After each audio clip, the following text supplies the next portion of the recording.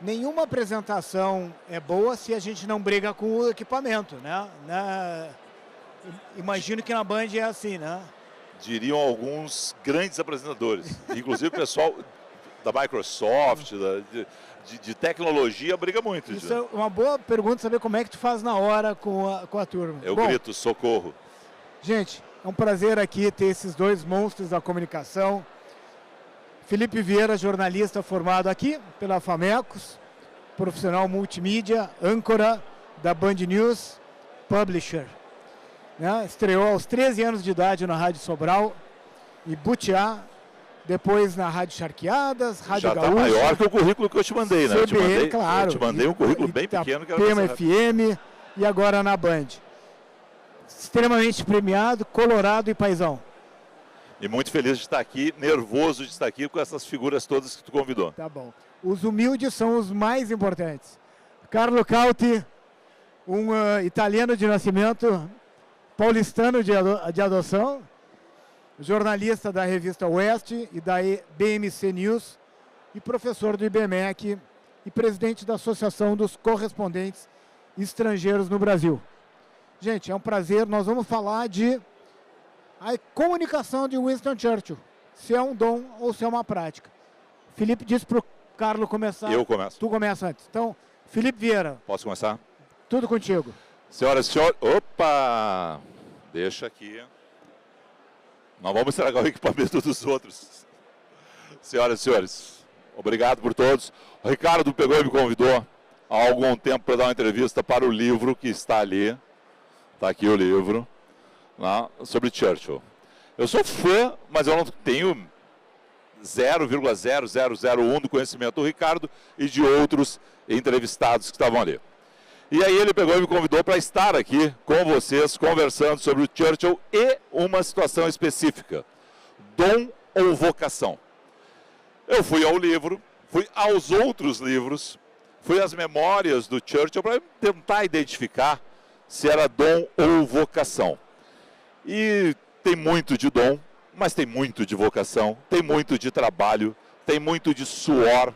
É a velha história, né? Sempre que a sorte me encontrou trabalhando. Mas eu tinha dúvida de como fazer essa apresentação, de como pegar e descobrir quais eram os detalhes que a gente poderia trazer para vocês. E aí eu resolvi ir na fonte. Anselmo, tá tudo certo aí? Fechou a conexão? Vamos para Londres então? Então vamos para Londres. Ô, Ricardo, vamos para Londres aqui, por favor. Downing Street 10, a residência de Winston Churchill. Clementine, certo? Boa tarde, Churchill. Boa tarde, Felipe Vieira. Boa tarde ao Ricardo. O som não vai... Acho que o som não vai chegar. Memória com os livros que escreve e edita. Boa tarde aos colegas da Churchill Society Brasil. E boa tarde muito especial a todos os presentes neste terceiro Churchill Meeting, reunidos para debater liderança, comunicação e economia. É um privilégio, ainda que em espírito, participar deste encontro. Nenhuma dessas virtudes nasce pronta. Todas são construídas sob pressão, com disciplina e convicção. Eu gostaria de saber, tu não ouviu, né? Ele te mandou um abraço. Tu viu que ele te mandou um abraço? Ele te mandou, ele falou, ele te agradeceu todo o trabalho que tu... Eu não ouvi no início. Todo o trabalho que tu faz. Depois ele repete, isso fica para ti. O senhor acredita que a sua capacidade de liderança foi um dom natural ou uma habilidade construída ao longo da vida? Qual a sua resposta? Não confio em dons que não sejam acompanhados de esforço. Muitas vezes... vemos pessoas com talentos naturais, mas esquecemos que o verdadeiro sucesso vem da dedicação e do trabalho duro. Se tive algum talento, foi o de não desistir de trabalhar sobre ele. A persistência e a prática são fundamentais para transformar qualquer habilidade em algo realmente valioso. Portanto, valorize o esforço e a disciplina, pois são eles que fazem a diferença na jornada. Falando em fazer a diferença, em momentos decisivos, como na Segunda Guerra, o que falou mais alto, talento inato ou disciplina adquirida? Nos momentos decisivos, não há espaço para talento cru. O que sustenta um homem é aquilo que ele repetiu tantas vezes que se tornou parte dele. Me diga o seguinte, sobre a oratória, que é uma grande dúvida que a gente tem, porque afinal de contas nós não acompanhamos para e passo a sua carreira, né? A oratória que marcou a sua trajetória nasceu com o senhor ou foi fruto de treino, foi fruto de aperfeiçoamento constante? De forma alguma. Reescrevi discursos inúmeras vezes. Cada palavra era escolhida como se fosse para a batalha. Falar bem é, antes de tudo, trabalhar muito. E falando de fracasso um pouco, né? Fracasso foi em Galípoli, né? Aquilo foi um fracasso na sua trajetória. Foi mais importante Galípoli para moldar a sua vocação do que qualquer outro, chamado assim, talento inicial? Sem dúvida. Galípoli me ensinou mais do que qualquer vitória.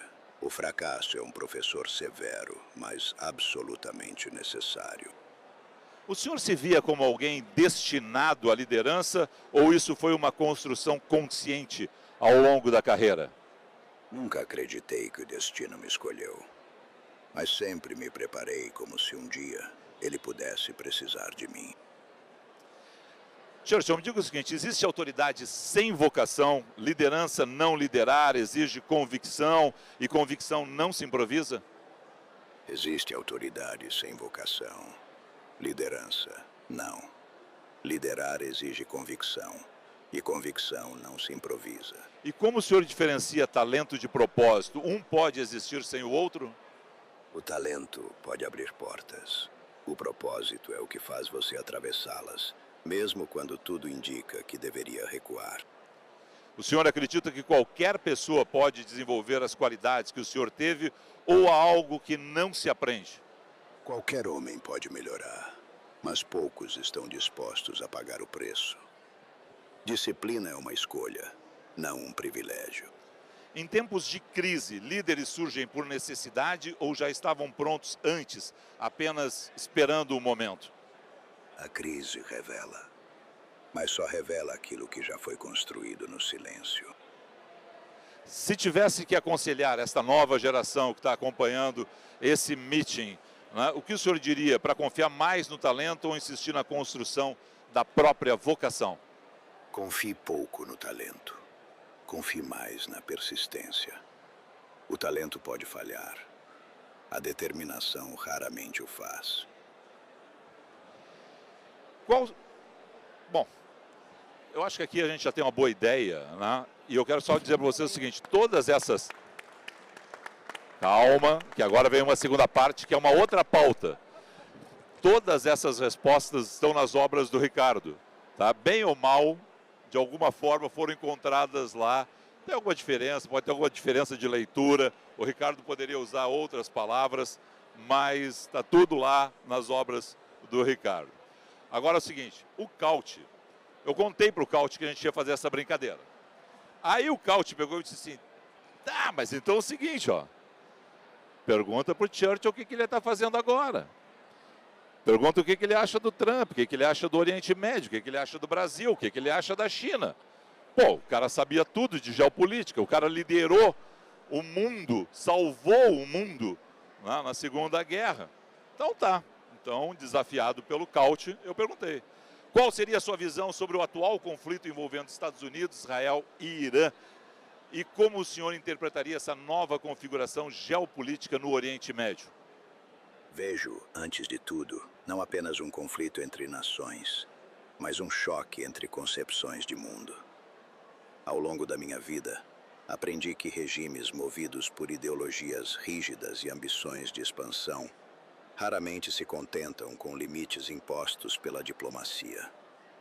A história nos ensina, e eu a vivi de forma amarga, que o apaziguamento diante de sinais claros de assertividade pode apenas adiar um confronto maior, tornando-o mais custoso no futuro. Não se deve confundir prudência com hesitação.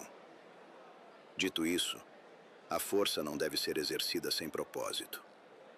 As grandes nações têm o dever de agir com clareza estratégica, sustentadas por alianças sólidas e por uma compreensão profunda das consequências de cada decisão. O Oriente Médio é uma região de equilíbrios delicados, onde cada movimento repercute além de suas fronteiras imediatas. Se há uma lição que posso oferecer, é esta. A paz duradoura não é mantida pela ilusão, mas pela combinação de firmeza, preparação e discernimento. Quando as democracias hesitam em defender seus princípios, abrem espaço para que outros definam o rumo da história. E a situação da China, como o senhor analisa a inserção da China nesse cenário de disputa global por poder, especialmente diante dessas tensões todas existentes hoje? Trata-se de um ator de equilíbrio ou de uma nova força em busca de uma liderança mundial? A pergunta que me faz é da mais alta relevância, pois trata não apenas de um conflito imediato, mas da arquitetura do poder no mundo. A ascensão de uma grande potência nunca é um fato isolado. Ela é sempre acompanhada de ambição, de testes de limites e, sobretudo, de uma leitura cuidadosa das hesitações dos seus rivais. A China, ao que me parece, não se move com pressa, mas com propósito. E isso, por si só, já a torna um ator de enorme peso. Não a vejo como mera força de equilíbrio. As nações que crescem em poder raramente se contentam em equilibrar. Elas aspiram a influenciar, moldar e, se possível, liderar. A questão central não é se ela participará do jogo, mas sob quais regras pretende jogá-lo. Se as democracias desejam preservar sua posição, devem compreender que o tempo da distração é o maior aliado de quem avança silenciosamente. A presença da China nesse cenário amplia o tabuleiro e eleva o risco de erros de cálculo. Não se trata mais de um conflito regional, mas de um ensaio de rearranjo global. E como sempre sustentei, a estabilidade não é garantida pela esperança, mas pela vigilância, pela preparação e pela clareza de propósito. Com relação à Europa, qual é a sua visão sobre a Europa? Como o Reino Unido deve se posicionar nessa nova configuração do continente, especialmente após o Brexit e diante dessas transformações políticas, econômicas e estratégicas da Europa? A Europa sempre viveu entre dois impulsos: o da fragmentação, que a enfraquece, e o da cooperação, que a preserva.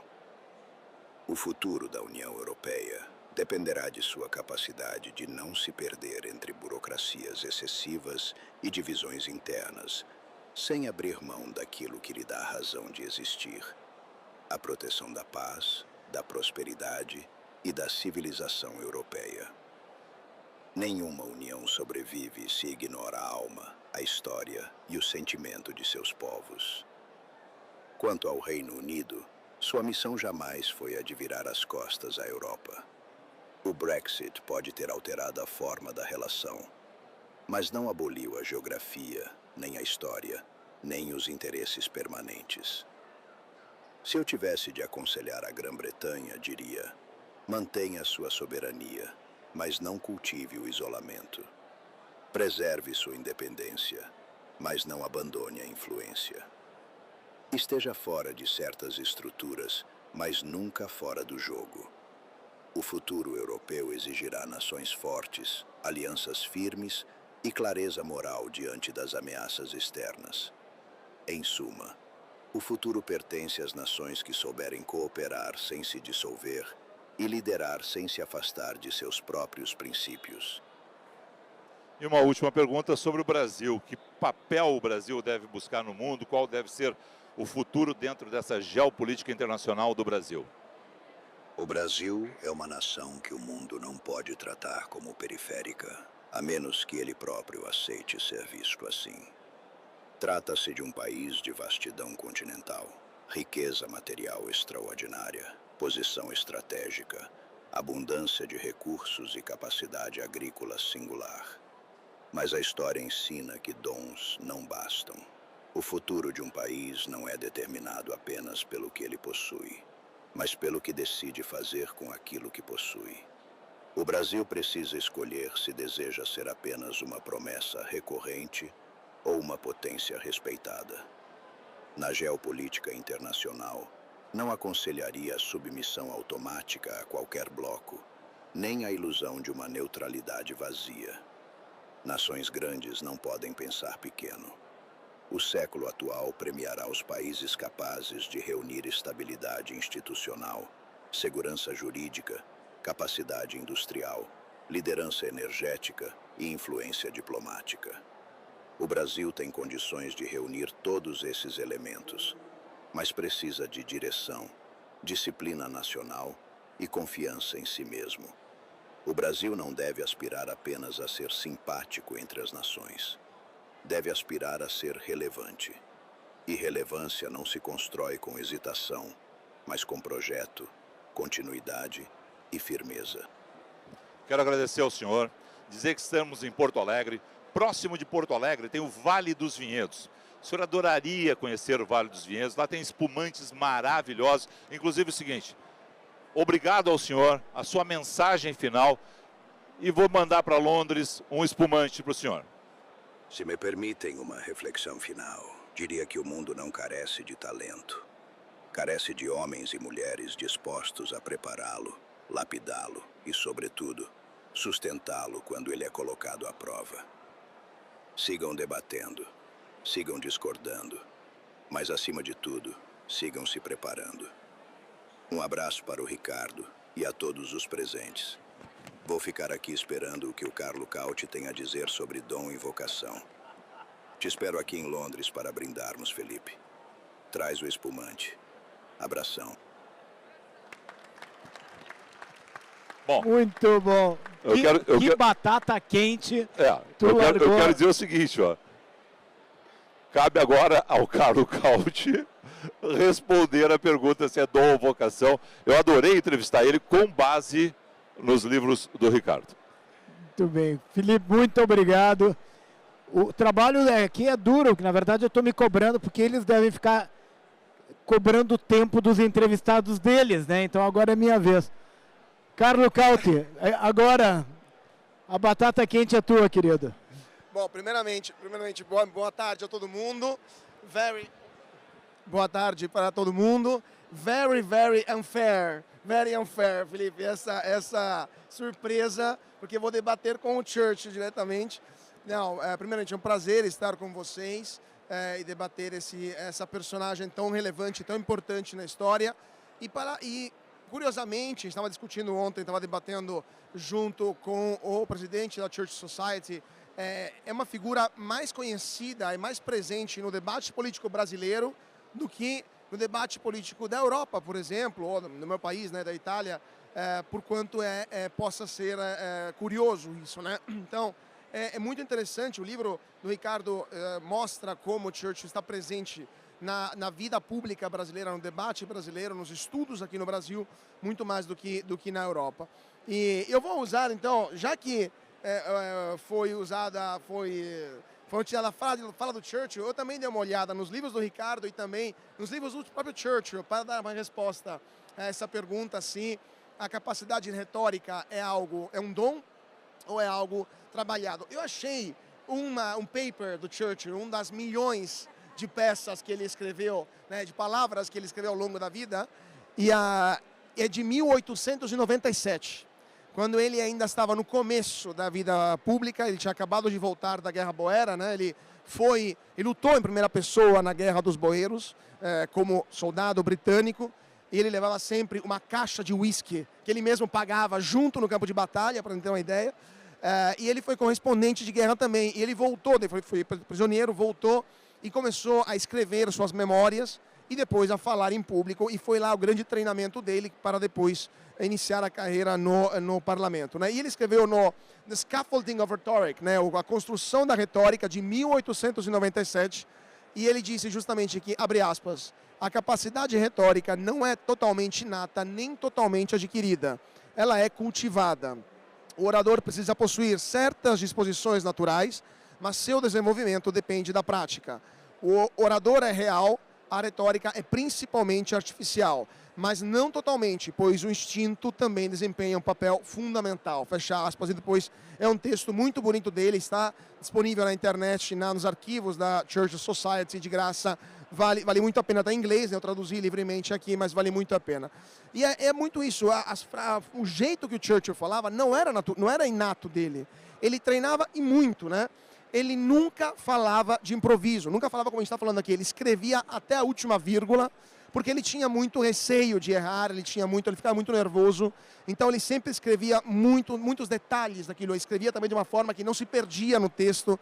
Ele escrevia, a gente tem as páginas que ele escrevia para os discursos de forma transversal, para não perder a linha do raciocínio. Ele treinava inúmeras vezes, o que inclusive é interessante porque quem fazia isso no mesmo período, do outro lado do Canal da Mancha, era Hitler também, né, que treinava na frente do espelho. Então, porque o que pareça, os dois líderes daquele momento usavam as mesmas técnicas. E ele conseguiu alistar a língua inglesa para ganhar a Segunda Guerra Mundial. Porque lembramos que o Reino Unido ficou sozinho lutando contra os nazistas do dia 10 de junho de 1940 até o dia 8 de dezembro de 1941, quando os americanos entraram em guerra por causa do ataque japonês em Pearl Harbor. Era o Reino Unido contra toda a Europa.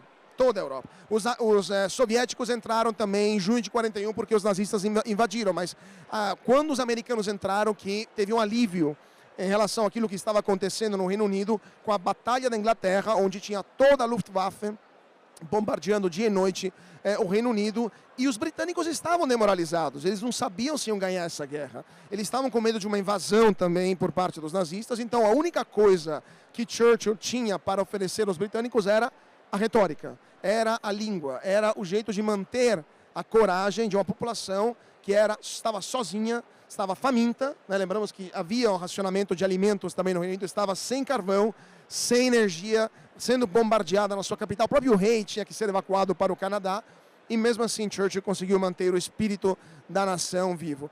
E depois a gente abre para o debate, que eu sei que o tempo está correndo. E Churchill, em muitas ocasiões, durante a guerra também, quando era uma situação muito complicada para os britânicos, e havia o risco dos britânicos e dos soldados do Commonwealth, canadenses, indianos, sul-africanos, não querer lutar em uma guerra que eles não entendiam como deles, que era uma guerra europeia. Churchill conseguiu manter o espírito, né, da iniciativa.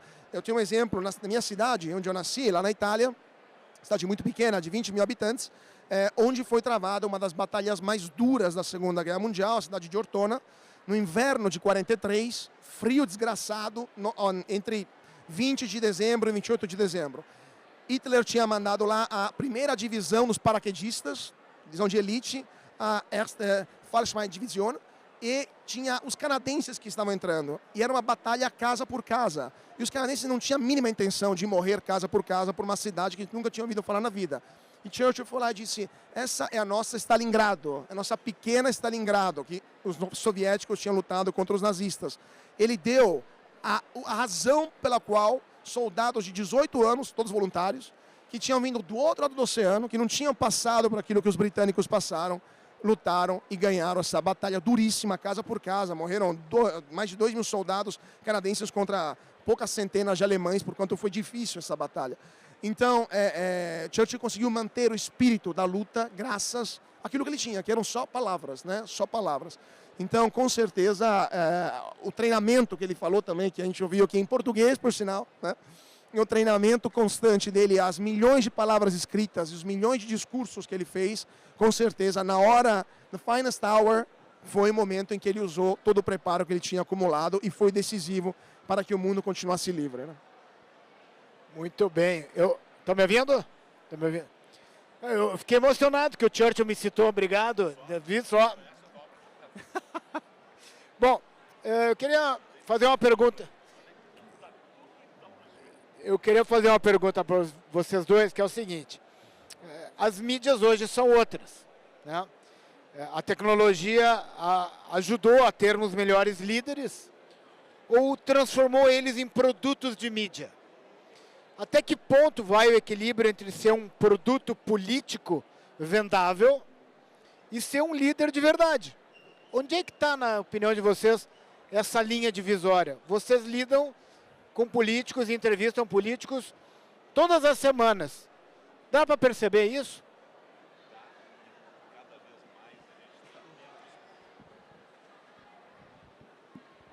Dá, e cada vez mais a gente tem menos líderes políticos. A gente não vê liderança. A gente vê uma liderança, uma falsa liderança. Eu entrevisto algumas pessoas que eu fico perplexo vendo o poder que elas concentram e a pouca liderança que elas têm, a ascendência sobre determinado campo de ideias que elas defendem. Muitos não têm nem ideias, né, mas estão ali com muito poder concentrado. Liderança mesmo, aquela que a gente imagina, né, de criar pessoas que sigam, eu não vejo hoje. Concordo 100%. Influencer não é líder. Influencer não é liderança. Para ter líder, para ter uma liderança política, tem que ter preparo, que Churchill tinha, porque ele fez grammar school, ele estudou nas melhores faculdades britânicas, ele teve todo um preparo, e também teve uma bagagem de luta na primeira pessoa, né? Então ele sabia como é que era a guerra, porque tinha lutado em guerra. Então, preparo, experiência, que ele também acumulou, porque antes de chegar em Downing Street, ele foi por quase meio século na vida política ativa como membro da Câmara dos Commons, né, na Câmara dos Deputados, etc. Então, preparo, experiência e coragem. E a coragem é algo que falta, é a mercadoria mais em falta hoje, não só no Brasil, mas lá fora também. No caso dele, especificamente, campo de batalha, né? Campo de batalha. Campo de batalha. Não é uma situação de ouvir falar da guerra, né? É importante dizer que a Segunda Guerra Mundial foi a 6ª guerra que ele lutou na vida. Exato. Não, fora aquelas que ele cobriu como correspondente. Perfeito. Porque ele cobriu a guerra americano-espanhola em Cuba como correspondente, no meio da malária, no meio do cólera, né, etc. Então, assim, ele escreveu e ele estava lá, ele que pagava, inclusive, as correspondências, né, com o dinheiro da família, que não tinha, por sinal. Então, era um cara que não tinha problema em pegar o navio do outro mundo e enfrentar a morte para mostrar ao mundo o que estava acontecendo. Imagina um político hoje fazer algo assim. A única, acho que o último, falando do Reino Unido, vamos falar mal do Reino Unido, vai. A última política britânica que tive algo parecido foi Margaret Thatcher. Última, não por acaso, né? Ela foi uma política que sabia falar, sabia usar a retórica também para se manter no comando e também tomou decisões importantes, né? E naquele momento tinha um ser que era midiático do outro lado, mas tinha cultura, que era o Reagan. Tinha um contraponto interessante ali, se construiu uma ponte interessante, porque o Reagan tinha esse negócio de saber usar, e sabia usar, na mídia, ele tinha esse carisma, ele tinha carisma. Ele contava excelentes piadas. Tinha o timing da piada, timing de ator, mas ele tinha isso, e aí cresce a Thatcher. E para fechar também é o seguinte, né, o João Paulo também fechou um trio ali, que era um trio poderoso, numa época ali da década de 1980, que se não fosse os três, o mundo poderia ter embalado para um outro lado. E, felizmente, os três estavam no momento certo, no lugar certo. Estou recebendo o aviso de 5 minutos aqui. Churchill sempre foi alvo de notícias. Boas notícias, mais notícias e fake news também, né? Ele ganhou a vida como escritor, jornalista, palestrante. Alguém que busca, existe aquela famosa frase de que falem bem, falem mal, mas falem de mim. Isso valia para Churchill? Isso ainda vale hoje? Como é que vocês veem isso? Eu acho que sim. Churchill também tomou decisões arriscadas, às vezes erradas, também para manter o protagonismo na vida pública. Tem um episódio, agora vem à mente, quando estava tendo uma operação de polícia em Londres, ele era ministro do interior, né, e ele foi junto com a polícia lá. Sydney Street, no meio do tiroteio tem uma foto dele com o negócio de pele em cima, né, com o coat de pele, e ele lá tomando tiro todos os lados. Agora, aquilo ali foi muito criticado na mídia britânica, porque não é o papel do ministro estar no meio do tiroteio, mas ele queria estar lá para aparecer na mídia. Outro caso também, outros erros cometidos, né, o raid de Dieppe em 42, completamente inútil, né, foi uma derrota para os britânicos, mas manteve o moral alto, então, e manteve vamos dizer assim, a percepção para os britânicos que eles conseguiam reagir aos nazistas. Então, sim, com certeza, falem bem, falem mal, mas falem de mim, foi uma das questões do Churchill. Ele tinha essa sacada. Agora, ele tinha essa sacada. Maldade... Esse aqui é o local certo, a foto está ali, o fotógrafo está lá, eu tenho que estar posicionado aqui. Ele sabia usar isso. E aí, é muito do correspondente de guerra. É dessa experiência do correspondente de guerra, sabendo o seguinte, o tiro está lá, o fotógrafo está aqui, eu tenho que estar aqui, para não levar o tiro. Então ele sabia se posicionar nesse quadro todo. Bom, queria agradecer vocês. Eu agora, tu sabe como é que você se sente quando tem que fazer o entrevistador. O eu tô dando graças a Deus, terminou. O entrevistado tem Ei, que terminar, terminou? né? Acabou. É maravilhoso ver os homens da imprensa Foi tendo que, né, falando e fazendo eu sofrer aqui para terminar o tempo. Tá bom. Gente, deixa eu muito contar uma. obrigado. Deixa eu contar uma. Eu Tem pedi, um minuto. não, é 30 segundos. Eu pedi o seguinte, ele disse, vai lá, conversa com o pessoal assim, eu vou de mediador. Ele assim, não, mediador sou eu. Gente, muito obrigado. E nós agora vamos fazer uma pequena troca de palco. Entra agora o Thiago Faganello como mediador. O tema é agronegócio brasileiro. Como o Brasil pode ajudar quem produz, com a Patrícia Arantes e o Lucas Tavares. Gente, muito obrigado. Seguimos com os nossos painéis. Obrigado. Obrigado. Vou tirar uma foto. Vamos.